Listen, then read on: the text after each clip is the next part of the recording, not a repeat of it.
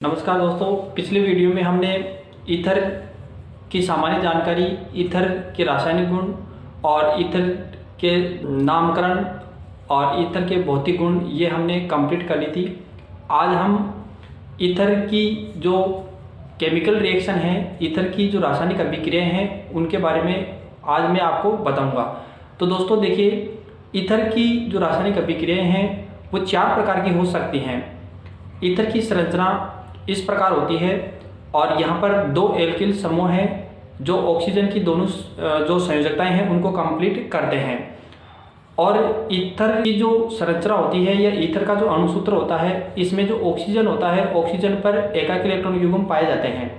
तो एक जो इस पर एल्किल समूह है उसकी अभिक्रिया हो सकती है और दूसरी जो अभिक्रिया हो सकती है वो जो ऑक्सीजन परमाणु पर यानी ईथरीकरण ऑक्सीजन है उस पर जो एकाकी इलेक्ट्रॉन युग्म पाए जाते हैं उनकी अभिक्रिया हो सकती है।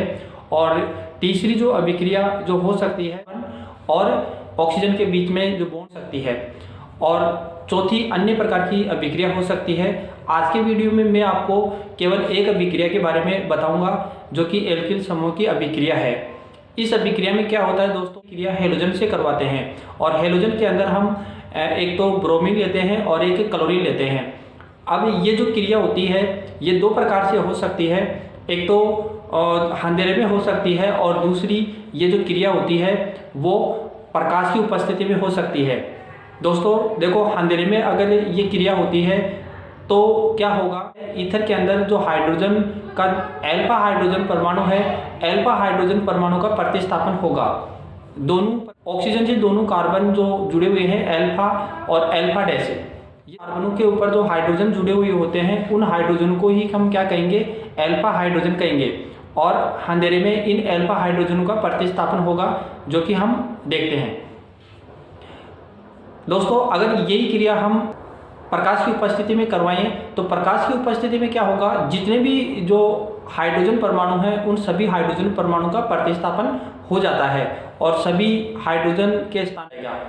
ठीक है, तो अब तो दोस्तों देखिए इसको अब विस्तार से हम इसकी जो रासायनिक अभिक्रिया है 4 प्रकार की हो सकती है। पहली एल्किल समूह की प्रतिस्थापन अभिक्रिया, दूसरी ईथरी ऑक्सीकरण, मतलब ईथर में जो ऑक्सीजन होता है ऑक्सीजन परमाणु पर उपस्थित एकाकी इलेक्ट्रॉन युग्म की अभिक्रिया हो सकती है।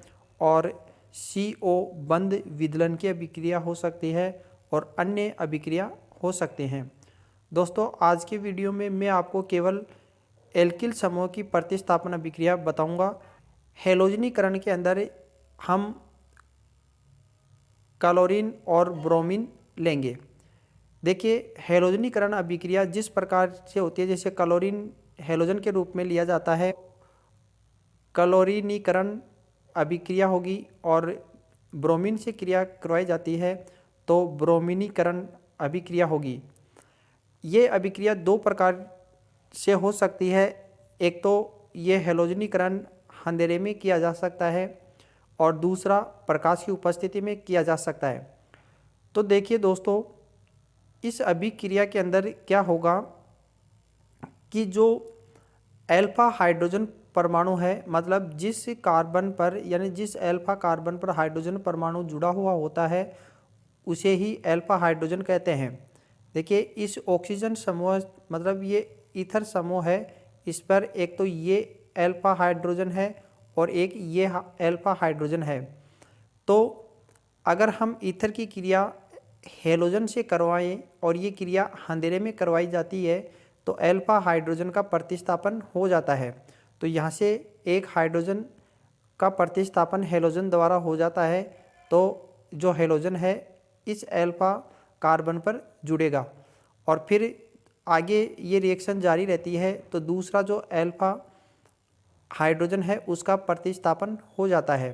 तो इस प्रकार जो बनने वाला प्रोडक्ट होगा वो alpha alpha die hello die ethyl ether बन जाता है।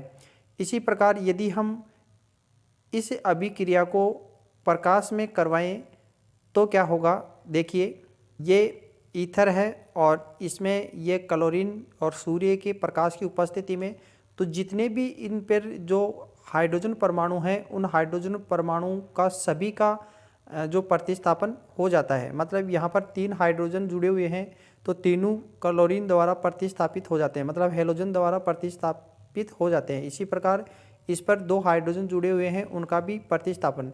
और सभी के अंदर मतलब जो हाइड्रोजन ईथर के अंदर जितने भी हाइड्रोजन परमाणु हैं उनका प्रतिस्थापन क्लोरीन द्वारा हो जाता है। तो इस प्रकार जो बनने वाला है पर क्लोरो डाई एथिल ईथर ये प्रोडक्ट बनेगा।